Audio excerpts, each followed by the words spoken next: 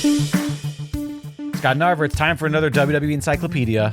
Great. I am ready to go. Are you ready to go? I am very ready. Who are you hoping we get today? Today, I am hoping that we get the Mean Street Posse. Oh, why do you love the Mean Street Posse so much? Because they're mean, they're from the streets, and they are a gang. It's not because they have gas? I do love gas. WWE Encyclopedia Part 19 today on Pro Wrestling Palskis.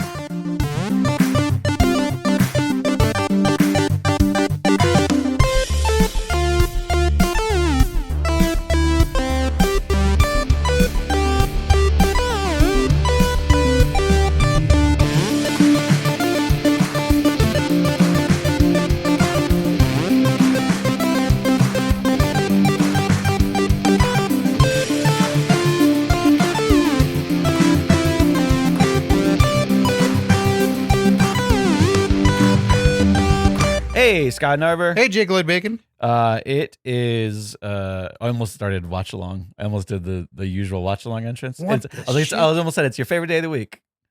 It's my second favorite day of the week. Because we like watch alongs better than our regular show. Well, I love watching wrestling. No, I get it. I also prefer things where we don't have to look at each other. Yeah. And then we get to just talk about wrestling and things wrestling adjacent. Otherwise, that's a second favorite day of the week. It's still a favorite. You could say it's my least favorite, and that's accurate because when people say that shit all the time, it bugs me. Yeah. Like, oh, my least favorite thing is being stabbed in the face. It's like, why would you put favorite in there? Seriously. Far from favorite, Right. Not a favorite. Don't say least I don't think favorite. You need to favorite. qualify it with favoritism. Yeah.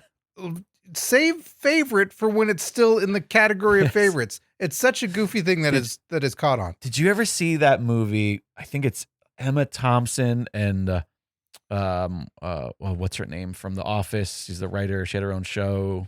Comedian. So not. I was thinking Emma, another Emma.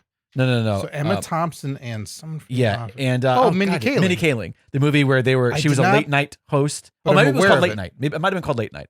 I'm aware of it. Yeah, okay. The whole thing is predicated on the fact that like she's too old and she's losing her touch comedically, right? And there's like a new, younger, funnier person coming, and they show her doing stand up. And which one? Emma Thompson, the older, the veteran. And the bit that they have her doing that it's bombing to show that she's out of touch is all about how Twitter. And the joke is, and I'm going to butcher a joke that's supposed to be bad anyway, but it's all about like they have the ability to favorite something. Well, once I do it once, I can't do it again. You can't have more than one favorite. How do you have two favorites? I can't have two favorite tweets. Whatever, that's the bit. Okay. And that's when I realized I'm old, because all I thought was, you're 100% right. That makes perfect sense. This is a dumb and illogical. We need to respect the way we use words. And then they cut to the audience all being just like, we're millennials who don't agree with you. And I was just like, oh, this movie's not for me. Never mind.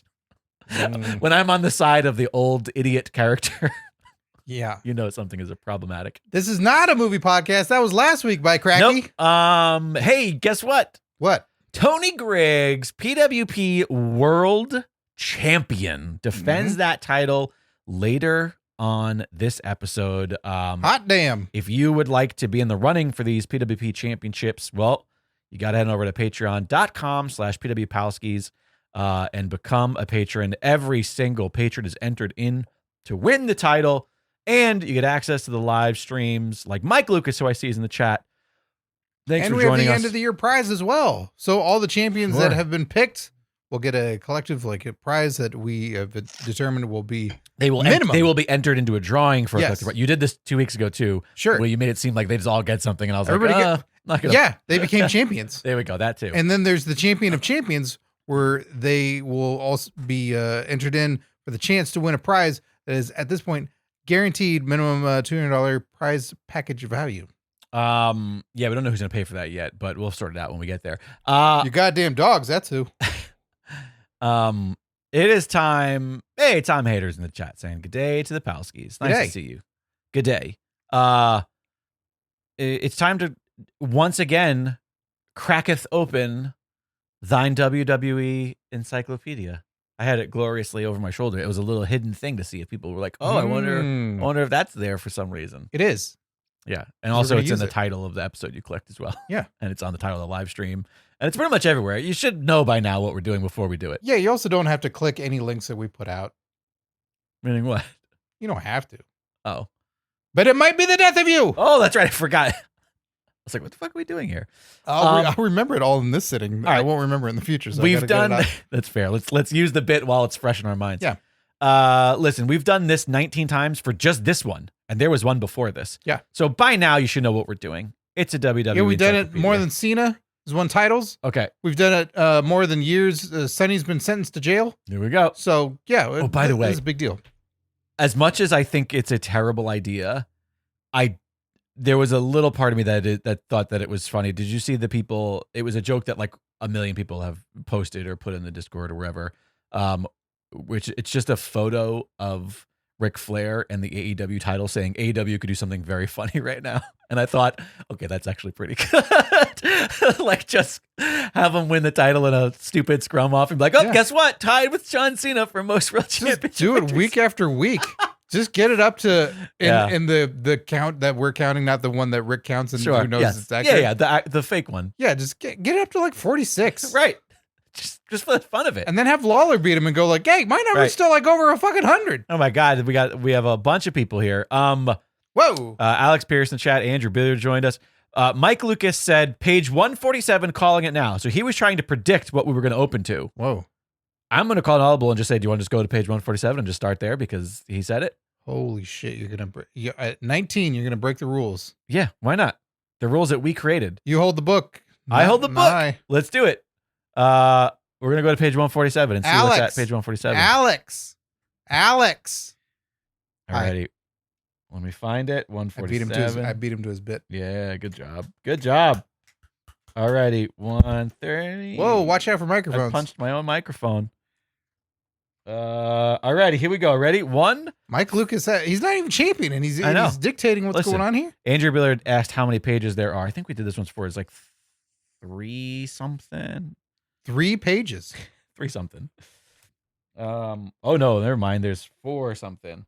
4 pages. It goes up to about 414 where there's actual data, and it's not those last few pages of shit. There's no data in there. Like, thanks to my wife for letting me research and make this dumb book. Oh wow, 147 is the second half of the 146. He might have his encyclopedia too, and he knows exactly what's in here. We have got a wellspring to talk about. A wellspring? That seems a little early in the page numbers to honestly. The I feel like this might be the whole goddamn episode. We've had we've done a bad habit of being like, oh, we'll each get to turn a page or we'll do 2 pages. We did that back in the day. I know, but now there's too much. All right, we are in the H's. You want to take a guess at some of H's we might be chatting about? Harts. Yep, you got it. The Hart Dynasty, the Hart Foundation. Okay. We're also next to them. Triple H's heart? No, we don't have the Hart incident. We also don't have the heart attack incident of Lawler. Jerry Lawler. No, but we do have the Heart Throbs. We also have Haystacks Calhoun, Harvey Whippleman, the Headbangers, the Head Shrinkers, the Heavenly Bodies, and Heath Slater. This is a stacked twofold here. Good job, Yowzes, Mike Lucas with this random number generator. Yeah. Where do you want to start? The H's. All right. Let's just start from the beginning. Let's just go Hart through Dynasty, alphabetical. Hart Dynasty. Swing and a miss. I mean,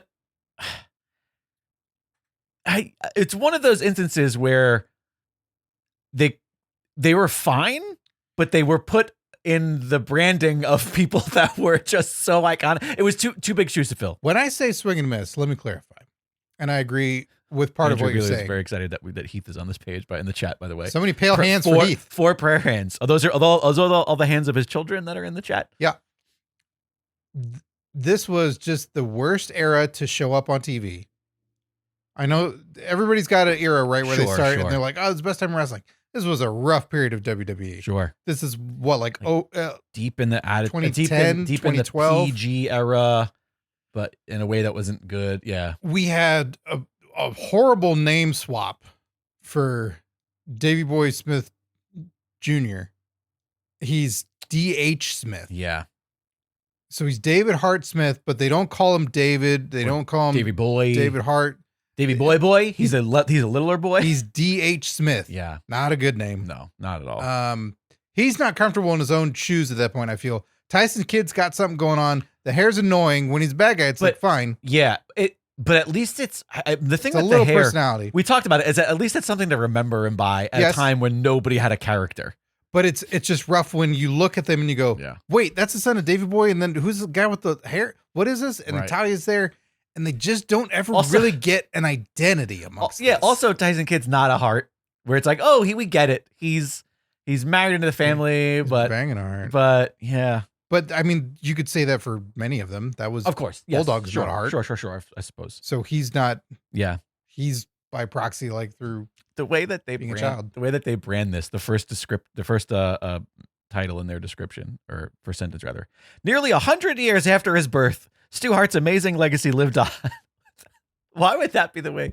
Anyways, they were the World Tag Champs and the WWE Tag Champs according to the little. Whatever these are called. Who wasn't at that point? They just switched shows, switched the penny belts. They were the first. I think they were the first holders of the penny belts because I think that they had Bret Hart show them and debut them and give them to this team, if I'm not mistaken. And probably quickly afterwards, Bret was in an interview going like, "Why do they look like pennies? Why is bronze?" I liked the design of the belt. Like I liked the Trojan helmets and stuff, but yeah, it was just the fact that they weren't gold, like the fact that they're copper or whatever. Two Trojan condom heads going head to head there. You want to talk here? Yeah, it was okay, but they never got to just be whoever they were going to be. They never got a chance to really find it, and I think they were booked poorly.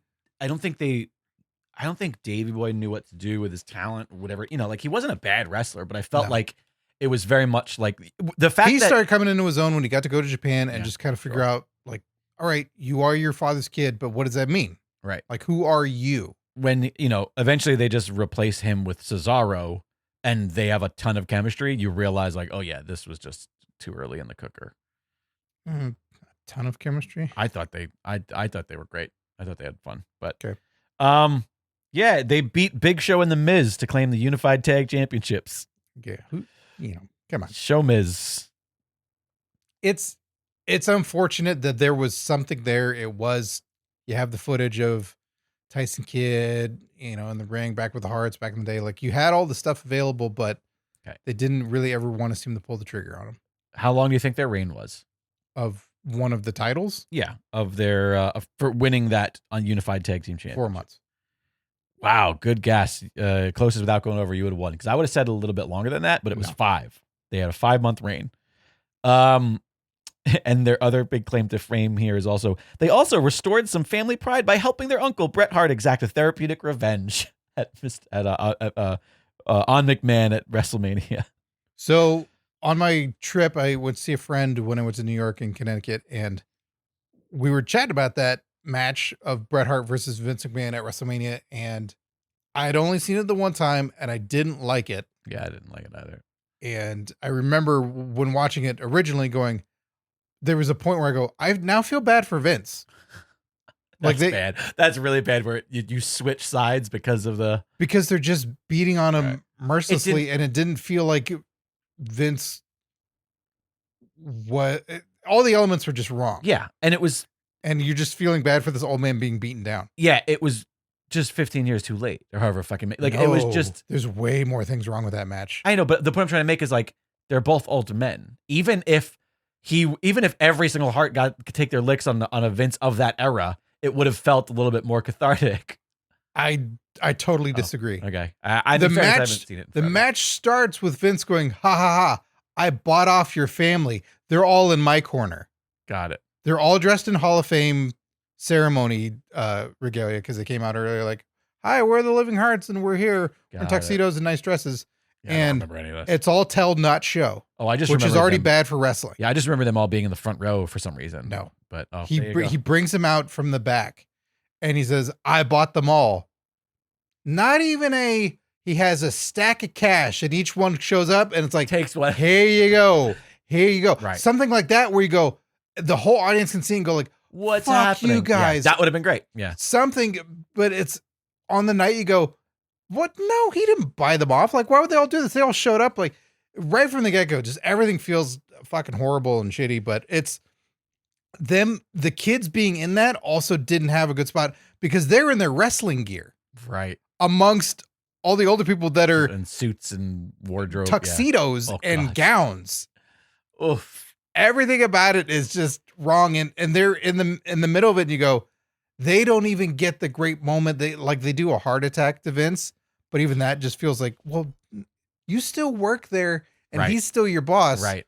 So how are you not going to suffer for this later? Right. And that wasn't a story. Nothing was capitalized on in any way. And it just, they suffered the brunt of it. Alex Pierce says, and tight referee shirts and aviators.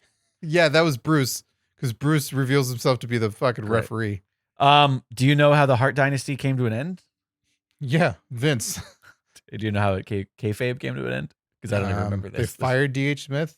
Their union eventually fractured when a frustrated kid turned his back on Smith during a match on Raw. No recollection of that happening whatsoever. No idea. I thought they just vanished. I don't remember them trying to turn him heel against him. Yeah, I don't either. And then Natalya started farting. I know you said do them in order, but I don't know why these are. Oh, because of the length of the spacing. All right, let's go Hart Foundation. The originals. Even though there's a photo of just Brett Anvil and then Jimmy, and then it says members: Brett Hitman Hart, Jim the Anvil Neidhart, Owen Hart, Davey Boy Smith, and Brian Pillman are all listed, but no photo of them. Well, because it's when people think of the Hart Foundation, it's originally the tag team. Then later they had additional people that were just all part of it. Yeah. First ever 3-time Hall of Famer, Bret Hart. That's what they said. Is that what they said? Yeah. He was like, I'm the first person to have 3 of these. So I'm proud of that. Did they give him a ring? I guess so. I thought that was just like new awful ring. But yeah. And then still rolls his eyes. Yeah. I mean, I as a kid, they were just on I was a bit too young for like the core era of Hart Foundation to be the thing. Cause I think my earliest recollections of wrestling are Bret Hart being the solo guy that my sister was obsessed with that I loved. The wettest hair possible. Yeah. Yeah. Total grease bag. But everything I've seen since then, all the stuff that we watch something, if I rewatch an old pay-per-view or something like that, or something from a documentary, I feel like Jim. How often do you watch Jim the Anvil? Not recently, but like throughout all of time when WWE Network first came out and it was all I fucking watched all the time. I just feel like I would have been obsessed with Jim the Anvil Neidhart of this era had I been the age. I loved him and everybody else I was not a fan. Like really? Jimmy Hart was annoying. And I never liked Jimmy Hart. Even as a kid, I hated Jimmy Hart. He was grating me. I didn't like him the way that I was supposed to. Same. Sure. It wasn't I want to turn the TV off and I hate him. That was reserved for other people playing. Okay. But I fucking loved Neidhart. He was so cool. The goatee was cool. Yeah. The laugh was great. His intensity was cool. And then when Brett would step up or do whatever, go, oh, this guy's boring. All technical guys back when I was a kid. Okay. Technical guys were boring in the ring, and he was boring on the mic because Neidhart was where it was at. Neidhart was just such a cartoon character that, and even next to and this is the difference. Neidhart was a cartoon character, but not in the way that Jimmy Hart was a cartoon character. Jimmy Hart was a cartoon character in an annoying pro wrestling way, whereas Jimmy Hart just felt like that. That Jimmy felt Hart like authentic. Had the top hat and would tie your lady to the tracks and twirl his mustache and everything. Sure, he barely even had a mustache. And Neidhart was like an Elseworlds Bluto from Popeye. Okay, just like he's louder and braggier, and even though he was a bad guy a lot of the time, it's like, well, he's still pretty cool. Yeah, I guess the difference. What I'm trying to get at is like Jimmy felt like he was a pro wrestling character, but that just felt like how Anvil was. He seems like a weirdo. That's a tame version of Jimmy, compared to what he was in Tennessee. Sure. Yeah, I was never a fan of Jimmy Hart. He was always super annoying to me. I think you guys have the same. I just never liked rockabilly characters. He always felt like a holdover rockabilly guy. That I was like, man. You and Jimmy Hart have the same palate. That's rude. It's accurate. I don't even know what you mean, but I know that it's rude. Anybody out there, if you get it, okay, you get it. You want to move on?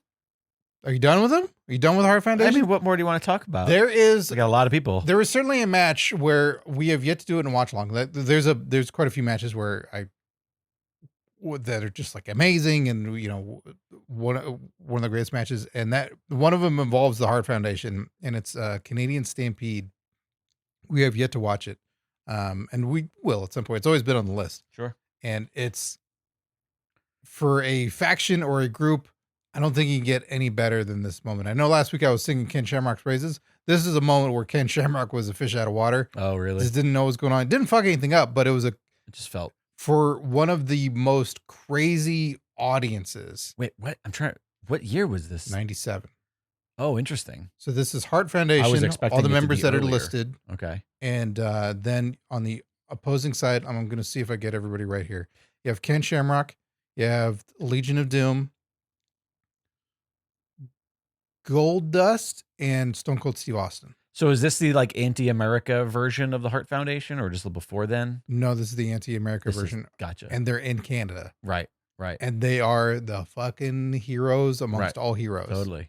And the other group, it's ultimately, so you have Legion of Doom and Stone Cold, and then you have the other guys there as well. Right. And there may have been some story tie-ins at the time, Sure. but Stone Cold is hated beyond belief. Sure. And the crowd is so ruckus that they are constantly stomping. Right. And the hard camera is shaking. I fucking love that. And this is the Hart Dynasty members. The kids are in the crowd. Oh, okay. This is something you see them get in the ring afterwards. Like you see, this footage has been used later. I don't think it was used much at the time. But the Hart Foundation and one of the greatest faction matches that could ever be is this match from Canadian Snake. Yeah, I gotta watch that. I definitely have never seen it. And of that, I was definitely watching at that era. That was prime me wrestling fan, but never got a pay-per-view, never got a special. Like I only watched Raw and, SmackDown, and when that came on, that was pretty much it. I never got anything extra. And I never like went and rented the pay-per-view when it came out like other people did. It wasn't even on my radar. And it was less available then. They weren't quite as popular then to have all the video releases they did later. This was one of those. Then when I bought it on VHS, years later, it's probably like minimum $60. Oh wow! Just because of that one match. It was rare. It was also, it wasn't necessarily rare. It was so fucking good. Right. Nobody was getting rid of their copies, and it only has like 3 or 4 matches on the whole card. Yeah. Well, I look forward to eventually getting to that in the watch along series at some point. Harvey Whippleman. Oh, Harvey, former women's champion. And he's got the women's champion logo next to his thing too. Honestly, I fucking loved to hate him when I was young, and so you liked him more than Jimmy? Yeah, I liked him legitimately.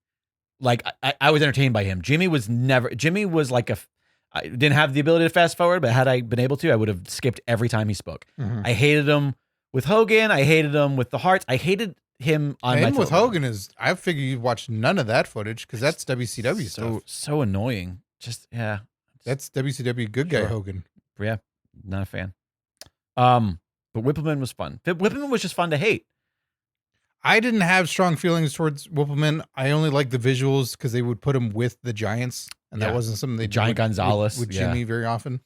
Because he was also like just short for a dude. He wasn't short because he was next to wrestlers. He was also short. He's just a tiny, tiny man. Yeah. I always thought he sounded like he worked at a truck stop, like he was some waitress that had been there for 40 years. Like, Oh my God. He freaked me out because of how he sounded. Right. I just thought like, oh, what a rough life. It's funny because I can't pull his voice right now. It's brutal. But I like that.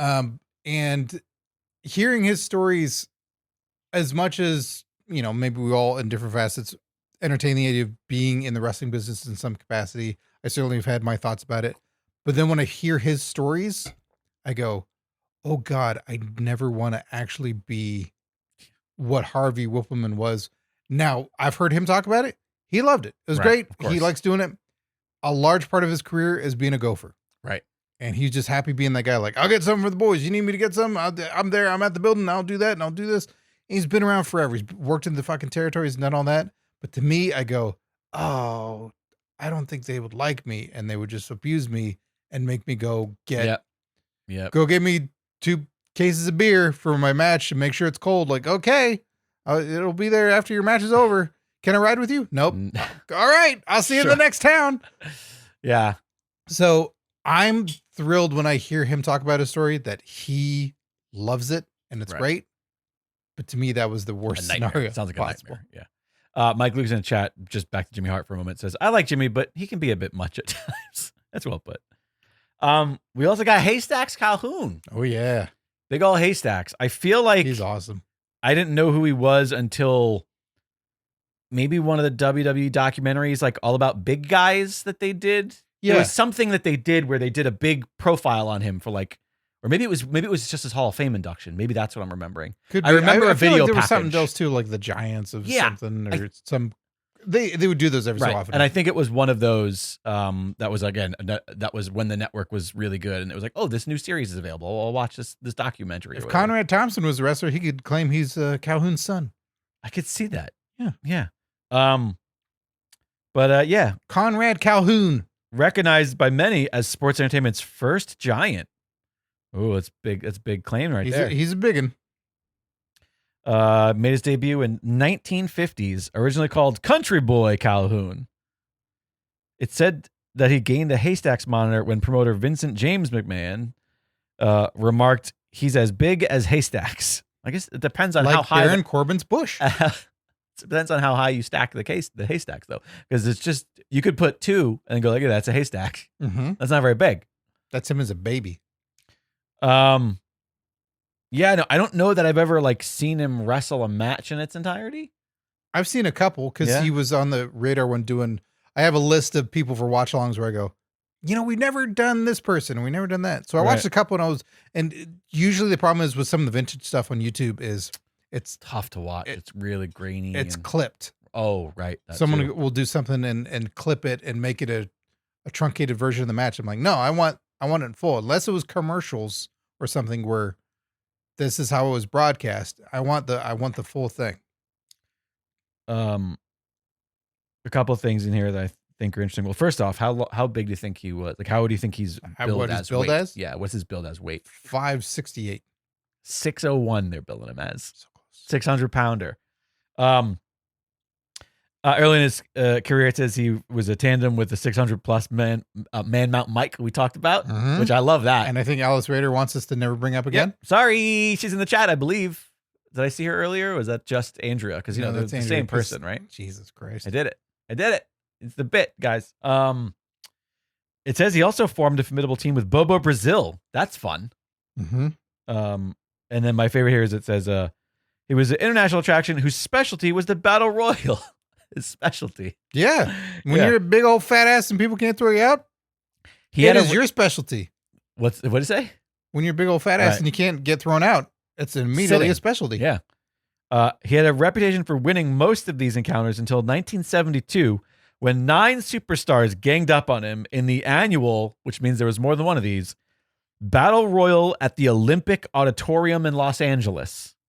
Cool. I want to see one of those. Yeah, bring it back. Unable to pin Haystacks, they piled on top of him until his shoulders were down. What? That doesn't make any sense. Unable to pin Haystacks. One more time? The rest of it? They piled on top of him until his shoulders were down. I feel like there's some letters missing here. No, unable to pin him. Like one of them couldn't do it. So that's what I'm saying.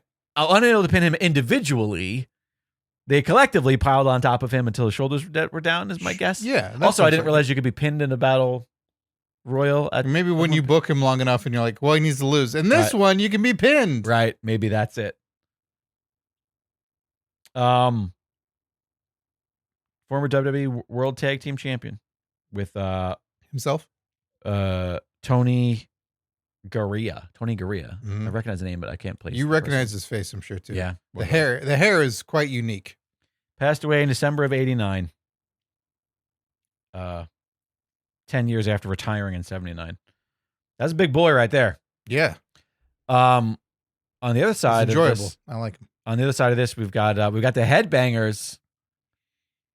I always had mixed thoughts on the Headbangers. It feels like you were close to being a headbanger in life, where it's like you went the Hardy route with. Oh yeah. If the Hardys hadn't existed with the fishnets and all that, and I see what you're saying. No, they like the Headbangers were. It's kind of the fork of the road. I feel. But which one are you?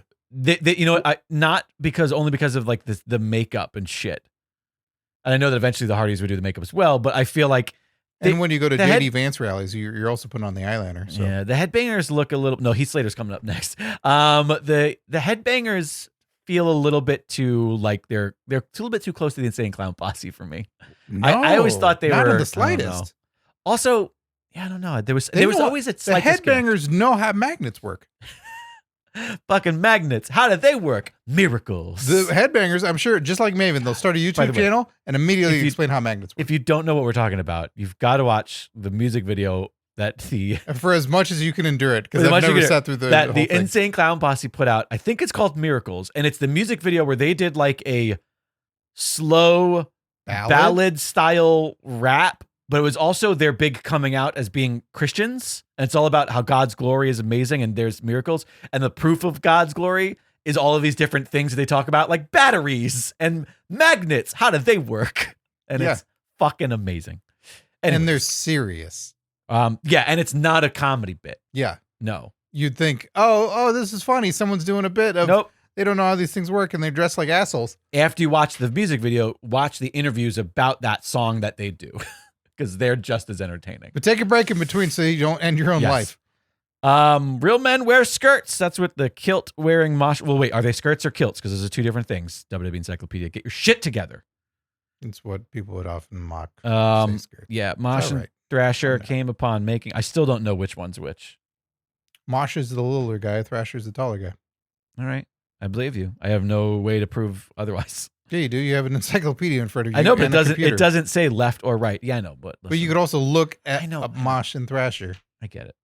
Yeah, I don't know. I feel like they were meant to appeal to me and my type of person. Yeah. But I don't. But for whatever reason, they didn't. Maybe it felt inauthentic. Maybe in a world with the Hardys and with Raven, these guys felt inauthentic to me. I think they filled a void when this was certainly a time of like what's popular, what's going on in culture, and I think I'm trying to remember the origins of this. Cornette, I know, talked about it, and it might have been hey, we need two guys to do this, right? And they're like, we'll do it. We'll do it, right? I feel like I've heard that story as well. Which good on them, and they owned it. Like it wasn't something that they begrudgingly did and did it shittily. I like this better than your description. Mosh, this is from Mike Lucas in the chat. Mosh has a circular head. Thrasher has an oval head. We'll bring it up. I don't want to. God damn it. Oh my God. It's fucking so much shit you ask me to do all the time. Sometimes I just want to have an encyclopedia. Well, you're not showing the pictures to the audience. Like, this is a visual bit. Mosh. And you're just agreeing. We got to see it. Thrasher. We got to see their heads. The Headbangers. Okay, so Mike Lucas says Mosh has a circular head. Thrasher has an oval head. Yeah, I agree with that. I see it now. That works. Thankfully, they autographed this thing. They sign off on it. This thing on eBay. That way, that's how I know which one's which.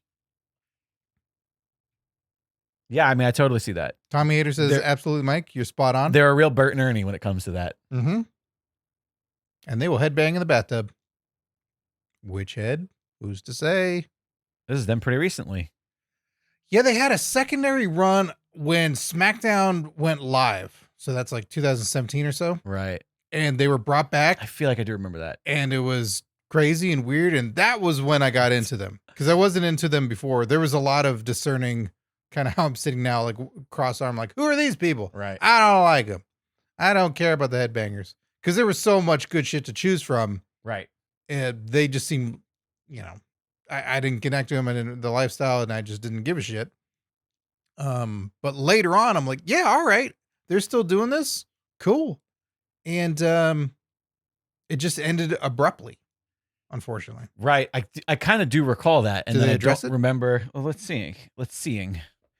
By 2000, the Metalheads parted ways to pursue individual careers. WWE, both Mosh and Thrasher completed the WrestleMania 2000's Hardcore Battle Royal, where Thrasher claimed the Hardcore Championship for less than 1 minute. In subsequent months, they formed temporary partnerships, but couldn't duplicate past successes. Nope, it says by 2001, both had left WWE to compete around the United States. No mention of their return. What the shit? Maybe they started writing this before. I don't know. I think this is from 2020. I think we figured this out previously, but. Well, then, come on, Encyclopedia. What the hell? Tom Hader in the chat says, back in the day, my main exposure to them was in the video games, and they felt like enhancement talent in the games to me. Yeah. Understandable. And I bet you in the video games, they were like, you couldn't tell them, like, but they had the exact same move set. I bet they were probably like like game clones of one another, like different skins. Well, if the Acclaim games, yeah, I can certainly see that. Sure. Those games are fucking awful. Here they are in a new DLC pack for PS5 2K24. And an old DLC pack. Yeah. Oh, 2024, right? Yeah. That's how time works. Yeah, because I think they had signed a Legends deal that year. Yeah, again, I didn't dislike them. I didn't have like a sour taste in my mouth about them. I would just remember being a little bit apathetic about them. Mm-hmm. And I wasn't like the sort of person who was excited when their music started playing. Yeah, me neither. I like seeing them get beat up, but I did like their little celebratory. They win, and then they fucking collide into each other. Like, oh, okay. So I appreciate now how much they got into their own. And they're also, in fairness, they were from that era where everybody on the card, top to bottom, had a strong gimmick, a strong character, and got a reaction out of the fans. And I feel like that they're from that kind of golden era of the Attitude Era where even if some of the matches were duds, when you went to a show, it was fun because of people like them. That is Jake saying, I love Vince Russo. Fucking bro. Just such a good time for wrestling, bro. That is a Russo thing. So, bro. Yo, everybody's got it. Yo, play the music, bro. The people are going to love this. It's going to be such fucking, they're going to pop, bro. That is not a Vince thing. It's not a Triple H I believe you. It is a Russo thing. I believe you. They had a similar fan connection to me too, Mike Lucas said. To Too Cool. To Too Cool. Yeah. I will put them in the same category. I think Too Cool were a little bit more of a comedy bit because of how dorky it was. A lot of it more. Yeah, that got over a little bit more. Because they couldn't fucking dance. Right. Yeah. Save their lives. Heath Slater. Now here's a guy I think prime for a WWE comeback. Another one? Yeah. I mean, my heart goes out to this dude. I feel like he always did what they told him to do. He did it well. He started in that weird ass era of NXT and the first. Yeah. Oh yeah, he was from that first. Oh yeah, he was a Nexus member, right? Yeah. Got over with kids. He got over in so many different ways. Yeah, he was. They gave him so much, and he, I think, for the most part, flourished. I mean, can't say good things really about the core. That was just a offshoot. Just and the leadership stuff with it, and yeah, it was just. But he pinned Cena for the tag titles, right? He, that's you can't take away from the dude. He's been around, and I certainly have affection for the guy because he was, I think, my first ever interview. Wow, really? Yeah, and that was I think I've told the story on here before where on the cruise ship. Yeah, you told me the cruise. Yeah, you told us the cruise ship story. So he's always been very nice to me and very, very cordial and giving me the time. And he's made a heck of a career for a guy that initially in that group that was the Nexus and that was NXT, that when it was the competition show, you thought, he's on the chopping block. Right. But they managed to keep everybody intact and do this and do that. And he stuck around, and there are those certain players where I think guys like a Rico Constantino, like a Heath Slater, trying to think of somebody else that comes to mind, where they just give you thing after thing after thing, and you go, I'll do it. And I'll give it my all. And a fucking team player at heart is like what Heath Slater is. Yeah, that's kind of what I was getting at. Yeah, like, and not just team player, but kind of a company man team player as well. Where it's like the guy that they're gonna the guy that they're gonna ask go out there just to like take Billy Gunn finishers. Billy Gunn is he is very much like a Billy Gunn. Yeah, that they've been through all these things. Sometimes it hits and it's huge, and they're going strong. You got like the New Age Outlaws for Billy, and then there's Rockabilly. It's like, hey, we're gonna do this for you. Like, okay, I'll try and make it work. I'll try and do whatever I can for you, boss. And you're the Smoking Guns. Okay, I'll do what I can. That Heath Slater is I feel like when you have those guys, unless they're the stuff backstage or they're problematic or something, like you hold on to those fucking people. And it's not like he was a bad worker either. No. Like perfectly serviceable wrestler. In fact, I think I recall touting a few of those matches that he had that were like surprise matches for like IC titles, where it was like kind of during that like the I Got Kids fans really started getting behind him and really wanted him to do something. Beat him up. Yeah, for that run in that little area, there was definitely a point where I remember he was doing pretty good. But yeah, I mean, you've got he got over with Rhino. He got 3MB over in ways that nobody anticipated. I got kids thinking over. Yeah. You mentioned Social Outcasts. Yeah. I mean, like there was always legs to whatever he was doing. Right. He was able to connect with fans, even if that was to be the bunt of a joke. A side plug to our watch along series, because do you remember a match that we watched of Heath Slater? WLC? We never watched that. We talked about that after. That inspired us doing a watch along. Yeah, but we watched a match from FCW. Right, with Heath Slater versus. You recall? Fuck. Somebody else who was young. It's not Omega. Kenny Omega. Yeah, it was Kenny Omega. Yeah. I mean, like, there ain't nothing wrong with that. Bring that dude back. I don't know what he's doing. Is he wrestling somewhere else right now? He was in TNA for a while. That was during literally have it pulled up in a Google search. That was during the pandemic. So I don't know if he's currently with anyone or what he's doing right now. It says it doesn't have that thing where it usually says is currently under contract. So it just says he's best known for his tenure in WWE under the ring name Heath Slater. He has also performed in Impact under the mononymous name Heath. So I don't think he's currently contracted anywhere. So we could be So what I'm hearing is Heath versus Cena for the world title WrestleMania next year. Oh wait, no, there's no more WrestleMania world title. No more WrestleManias for him. Never mind. Yeah. Have him come back at SummerSlam. SummerSlam, there it is. The Head Shrinkers. Oh boy. These guys scared me as a little kid. Yeah. I liked them. I liked all the crazy, but as a kid, I didn't 90s, know. Yeah. I didn't know. As a kid, I didn't know. Let me see the photo.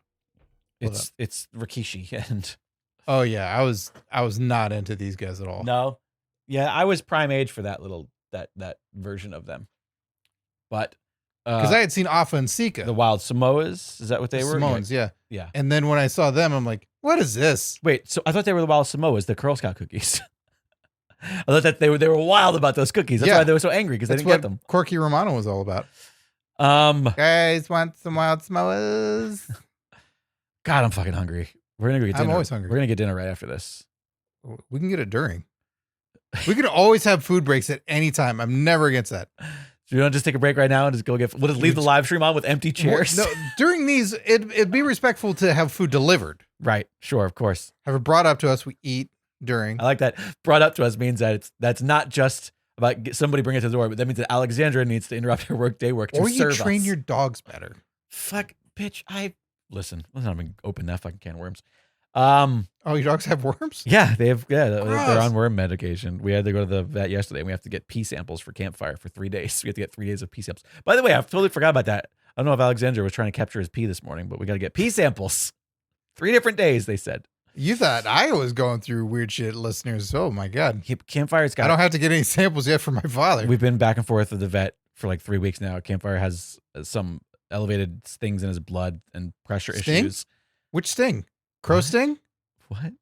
Did you say he has elevated stings in his blood? No, elevated samples of something in his blood. Oh, I thought you said stings. So excited. Shane Hartline was going to be able to help you there. Anyways, why does he know stings? Is he best friends with him now? He loves fucking stings. His favorite. Samu Fatu and Sion. Is that how you say his name? Sion? Sion? Sion? Sionne. It seems so French to me. Hold on, let me see this. I can't visualize it in my head. You got the book? It S-I-O. It almost looks like a French woman's name. Shion. Or it looks like a Maurice. Irish. Maurice. Oh, yeah. fuck. Or it's Irish. Samu Fatu and Chershi. Boy, I'm really not placing it right now. Yeah. Phonetically try and spell it out in the chat if you see it. I mean, this is how it's written in the chat. Sion? S-I-O-N. Yeah. It could be Sion. That's how much I fucking ignored these guys. Sion. Hold on, I'm gonna cross-reference this. Okay. With WWE Champions, the mobile game here. Because I have him. And I feel like that is not his name. Did they rewrite his name for history's sake? Because they can do that. I don't know. Because something about this just doesn't feel right. And we've already learned that who the fuck came back? Oh yeah, the Headbangers came back in 2017, and it's not even the book. What the fuck? What are we dealing with here? Yeah, I will say that as a little white racist kid from the burbs of New York, I any of these Samoan wrestlers of that era, I could not tell them apart. I could not remember their names. It pretty much wasn't until, the new generation or whatever that was called when they started like. This is in the new generation. But that was like probably early because that's pre-Rikishi, obviously. Yeah, but just so. New generation, Rikishi's Attitude Era. Yeah, but Haku, no, what's Rikishi's name again? Who was Rikishi? Fatu, sorry. Fatu. Fuck you! Fuck you! Fuck you! No, fuck you! Fuck you! Wait, can we do that on YouTube? Am I allowed to give middle fingers on YouTube? Hey, you got rid of a strike, so we can do whatever we want. If Stone Cold can do it, and we all can. So they renamed Afa. That's what it is. He's the manager. Yeah, because I'm like, wait, that guy's not that name. So Samu is the guy that I'm just not familiar with. If you went anywhere or did anything else. So this is like the. But that's not the. We're putting a pin in what you said. But this is like the fucking. We have to pull up the bloodline family tree thing, don't we? This is like what they did with Iron Sheik, where Iron Sheik wasn't Iron Sheik anymore in the mid 90s. He was then, what is it? Fucking Akbar, or like he was Colonel Mustafa. Right. I think that's what it was. They just went, no, he's somebody else now, but he's too well known to be repackaged. It's like he's got the same fucking boots and mustache. Like you can't do this. Right. And this clearly with Afa or Sika, they did the same thing where like, no, he's this now. Why? His name was fine. Yeah, maybe we didn't unless it meant something, unless it meant like mentor or something weird. But there's no fucking way that did in the mid 90s. I hate this. I hated watching it. I hated seeing we talked about this last week with Mass Llama's phone call of, hey, do we call this new faction of Heyman's Dangerous Alliance again?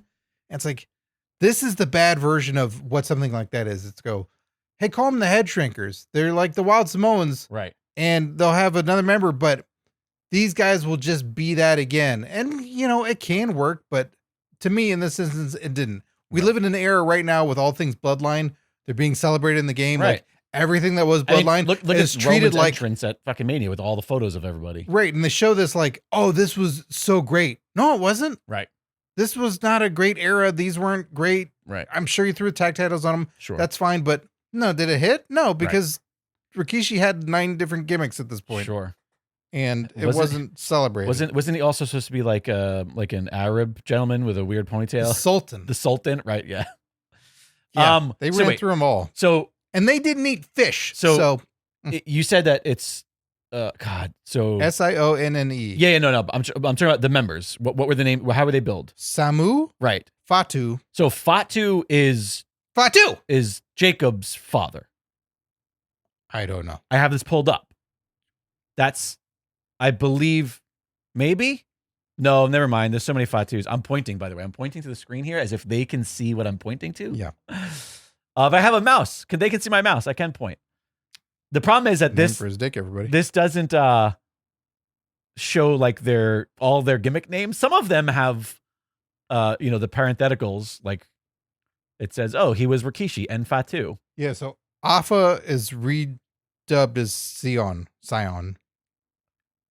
I don't like this. This is too confusing. I thought the Hart family was fucking confusing. Seriously. With all the brothers and sisters. I was like, wait, who's a what? And a who? But this is I can't even find that person on this list. So we're looking for Afa renamed as Sion, or you're looking Yes, I'm looking for Afa at all. So Afa. Oh, wait, is that him? Is it AFOA, Afa Anoa'i? Oh, when we're dealing with real names? Oh, no, Afa Anoa'i Sr. There it is. Also known as Afa Anoa'i. That must be him. Because he's the one who just passed away last year. I would assume so, yes. That's the gentleman who just passed away last year. Sure. Yes, and this says 2024. Okay.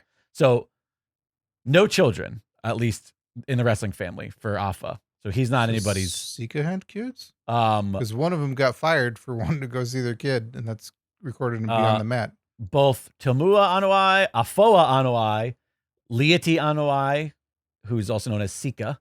He's the one who has 2 children. He has Roman Reigns as his son. And then Rosie is his other son. Okay. Wait, Rosie and Roman Reigns, are they brothers? This doesn't make any sense. They're not brothers, are they? I don't know.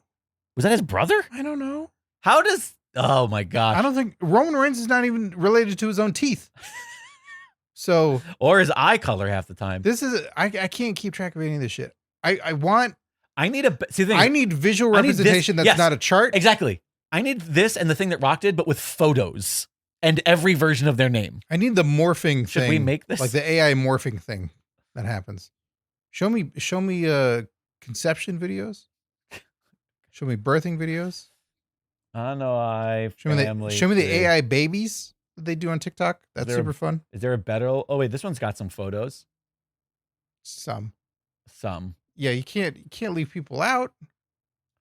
Okay, this one's got some, but it's not great. No. But there's Afa, and it says that his 3. But wait, it says he has got 3 kids, and they weren't in that other fucking listing on Wikipedia. Where's Heath Slater and his kids in this? Oh my gosh, he's over here. There he is, right there. Okay. We'll never know. Honestly, we'll just never know. No. And it does look like Sika's kid. It does look like they're listing both Matthew, which is Rosie, and Roman as brothers. I guess I never knew that they were brothers, but it says that they are. But then there's also Jamal, who was Umaga. He is over. Wait, where was he? It's to the right. You're right next to him. Wait, because there's Rosie and Jamal. Eddie Fatu is what?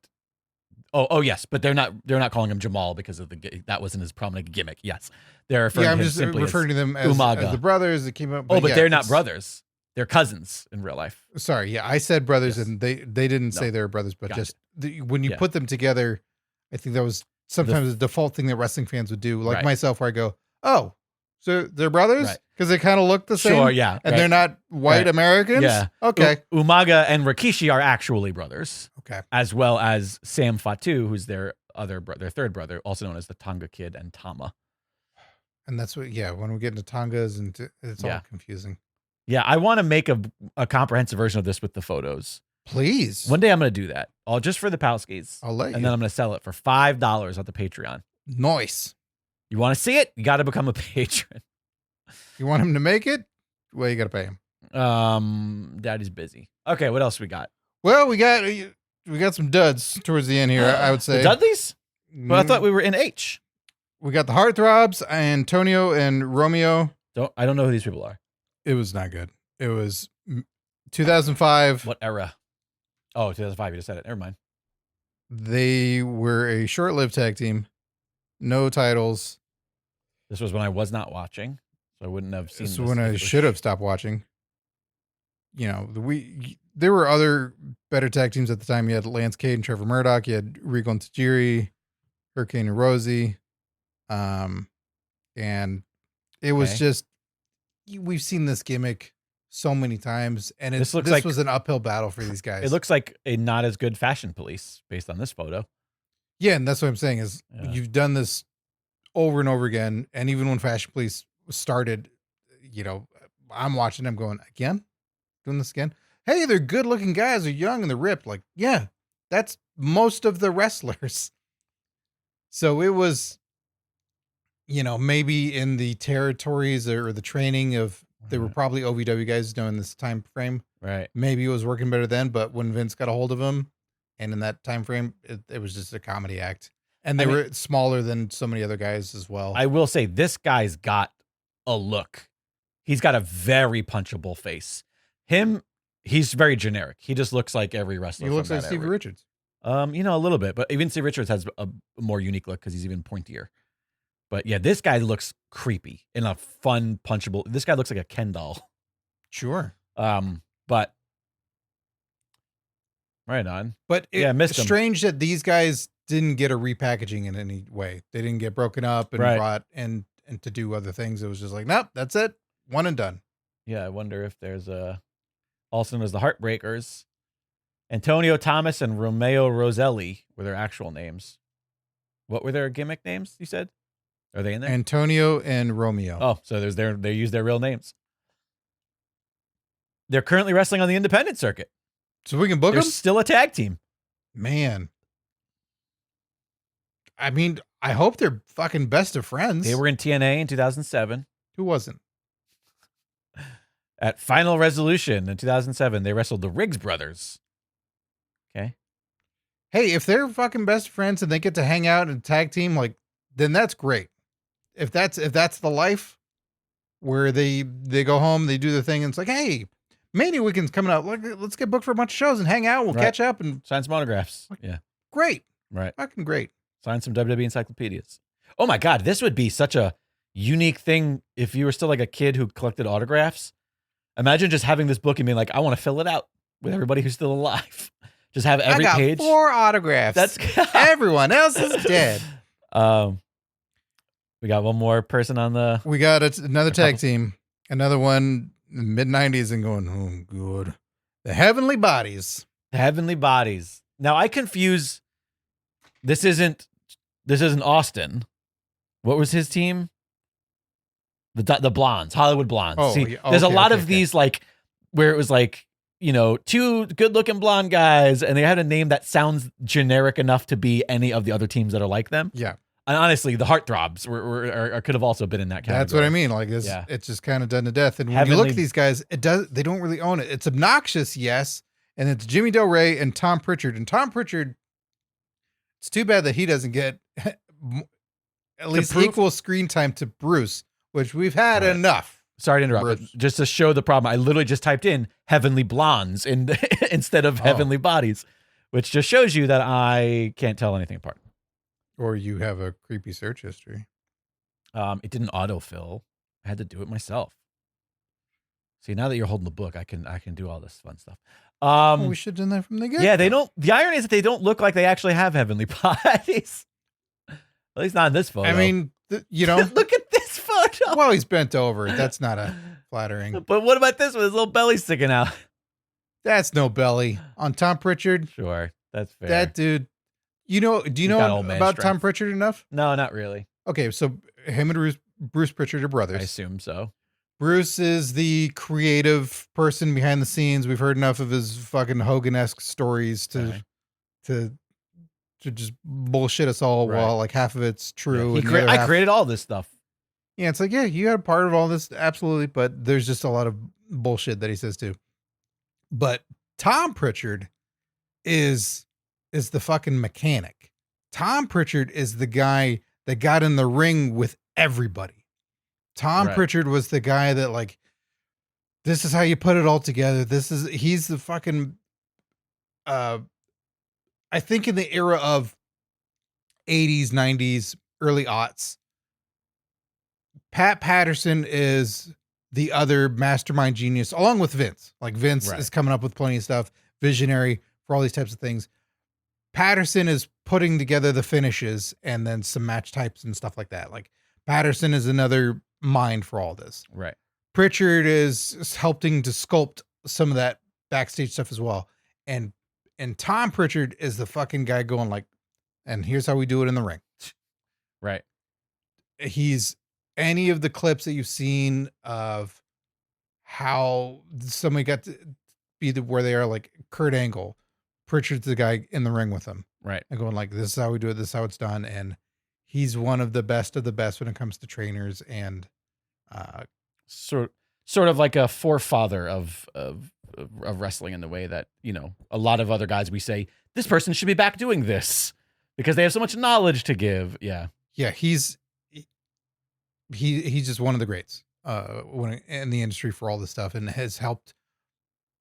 If you probably went back to any Hall of Fame speeches, his name should be dropped every other word.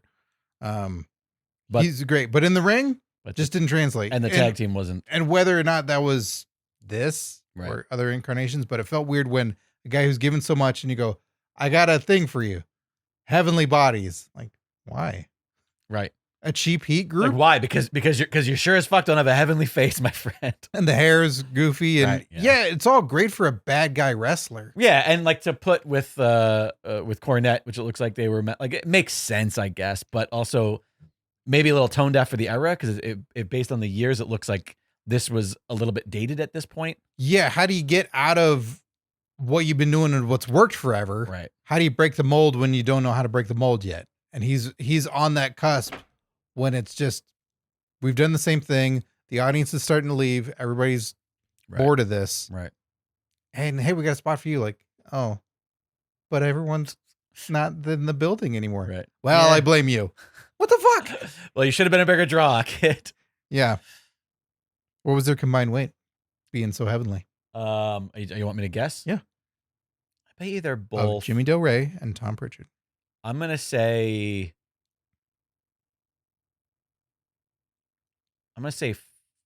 460. Right on the money. No, really? Right on the money? Yeah, look at that. I'm good at something after all. You can shape up I can couple see a of man, dudes' bodies. I can see a man and go, oh, I feel like I know how much that feels like in my hands. Yeah. Yeah. Because I'm guessing one of them is like, I thought one of them was like 240 and the other one's a little bit smaller. That was where I came for that number. Well, 105 is Pritchard's hair alone. Smooth operators Gigolo Jimmy Del Rey and Dr. Tom Pritchard came to WWE by way of Smoky Mountain Wrestling in the summer of 1993 with manager James E. Cornette in their corner. The duo was a well-oiled machine with an innate mean streak. Is that literally? They were just, their bodies were so heavenly they oiled them up? I think they were super oiled. Yeah. Upon arriving, Del Rey and Pritchard racked up several impressive victories en route to earning an opportunity at the Steiner Brothers World Tag Team Championship at SummerSlam. Wow. While the encounter with Rick and Scott ended in defeat, the Heavenly Bodies were quickly able to get back to their winning ways, including a big victory over the Smoking Guns in September. Oh, shit. They beat my Smoking Guns? How dare they? That could just be on a Coliseum video. Like, who knows? It's a big win. Like, they beat them once. This is what they got nothing to work with. It was a big victory. 1993, the Heavenly Bodies captured the Smoky Mountain Tag Team Championships when they defeated the Rock and Roll Express at Survivor Series. Del Rey and Pritchard carried the titles into the new year while regularly flaunting the SMW gold on WWE television. Well, yeah, I don't recall WWE having the Smoky Mountain titles on TV. Yeah, and also when they brought in the Rock and Roll Express briefly, like this was all the, this is your pre-NXT, pre-FCW like crossover of, hey, we'll get this.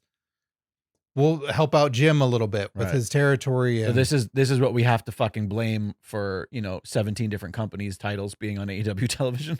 No. and WWE now. I think that's just Tony. Oh, that's fair. Because he's also just making titles. Sure. He's making 17. And I guess so far we haven't seen the TNA title defended yet on WWE, so we'll see. Randy Orton's a TNA champion. Already? He beat that guy for the title? He beat Joe Hendry. Who didn't know? I believe in Randy Orton. Tell you that. The Heavenly Bodies ventured to ECW in 1995, but eventually went their separate ways when SMW ceased operations in December. They went their separate ways when they no longer were employed. That's right. That's usually what happens. Yeah. They won't be fighting the Heartthrobs on the independents. Tell you that. It's so weird. When my company folded, me and my employees all went our separate ways. Bye. Jimmy Del Rey, where are you going to go? I'm going this way. Where are you going? Really? My house is this way. Oh, I guess we're going separate ways. Yeah, not enough tag teams live together.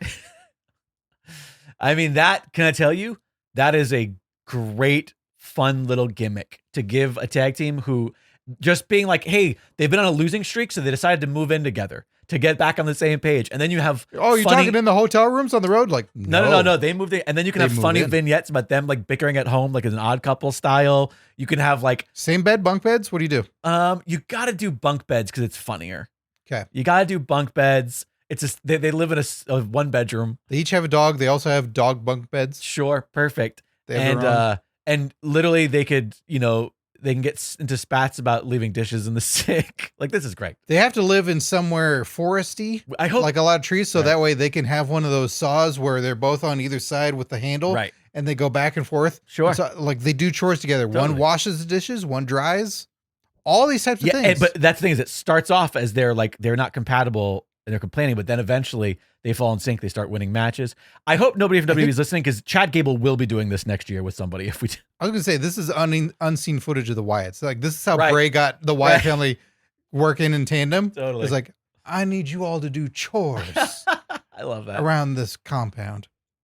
And that's it. That's it for this round of. Well, there you have 146, 147 of the Encyclopedia. WWE Encyclopedia, another edition in the books. Part 19.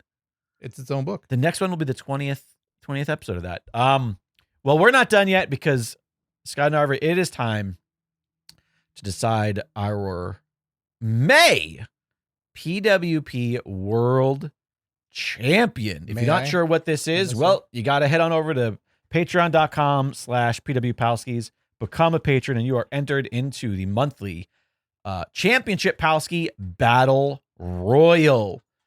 Every $5 of your patronage gets one entry into the Battle Royal. The winner of this. So if you give $20, you get your name's in there 4 times. Yeah. You can stack your own odds. Because just like wrestling, this is all you can just buy your way into it. Yeah. If there are smarter wrestlers, right around November, December, you'd see a bunch of factions starting to form up. Totally. And be like, wait a minute, we can fucking get the Rumble odds in our favor. 100%. Hold on here.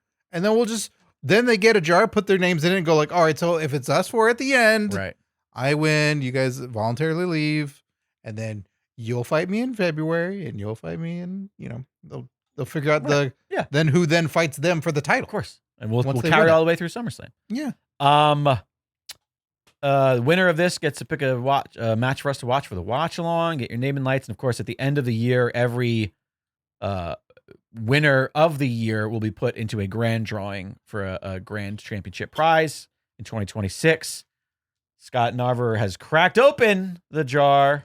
Who's it going to be, Scott? I am pulling a name now. Just want to make sure it's only one. There we go. And then putting the jar down. The name is here. And you're going to have to fold it a little bit farther away. I think it's going to be too bright and blown out. Yeah, because they're a champion. Boom. And still PWP champion Tony Griggs. Tony Griggs retains the title. Light here. Let me see if I can. It's never gonna. It's just it's too bright. You're holding it right next to the light. No, it's behind the shadow. No, the little thing. I'm talking about the ones above it. I'll make this work. We'll prove it. You don't need to show it. Oh, there you go. You did it. You got it. You got it working. Tony Griggs. Tony Griggs. Still. Champion. And now it's, if I'm not mistaken, never a 2-time champion. He's a 2-timer. I think Tony Griggs is a 2-timer? Even though that's not really how it works, but that's how we say it kind of works. I think this is his second victory. It is. Listen, eventually we're going to get... called him a 2-timer. We're going to get some names added to our ties of other 2-time champs. Congrats, Tony. So Tony's odds now for the end of the year have gone champion of champions. Absolutely. In fact, let me write that down. Let me write his name for May. Tony Griggs. So again, we're having this big prize package at the end of the year. He's our most winning champ of 2025. There you go. So far. And how many opportunities do we have left in the year? 7. Got to get in while the getting's good, everybody. Thanks to you for your support, Tony. Thanks to everybody, all the patrons for your support of the show. We would not, could not, should not do this program without you. All the business. Hey, we've got a hotline. If you want to call and leave a message, we'll play it on the show. 747-666-5606. That number is always available in all the episode art on the website. It's everywhere. Just find it, call it, save it in your phone. Call us whenever you have a thought about wrestling. Call us when you're drunk watching wrestling. Yeah. Call us when you lock yourself out of the house and you need help. Check out the shop now. Snag yourself some sweet PWP merch. We've got hats and hoodies and mugs and all sorts of really good, high quality stuff. This is good stuff. This is some good shit. This ain't crap. Yeah, you can drink beverages out of that. Yeah, look, you can have soup. Look, you don't. You're talking about the hat. Yeah, you can put soup in the hat. Yeah. There's no little bead holes in this one, so it'll work. Yeah, that's it. We have to thank our current Patreon Palskis. Thank you, everyone who helps support the show. Tell your friends, or maybe the end of you. Adrian Avina, AJ0314, Alex Pierce, Alice Rader, Andrea Beeler, Gilbert Short, Mass Llama, Michael Beltran, Mike Lucas, Mexican Stallion, Strong Style, Suicide, Tim Redbeard, Tom Hader, and still the PWP champ, Tony Griggs. Thanks to you for your support. Thanks for hanging out with us. We hope you had fun today. It's always a blast hanging out with you, Pro Wrestling Palskis.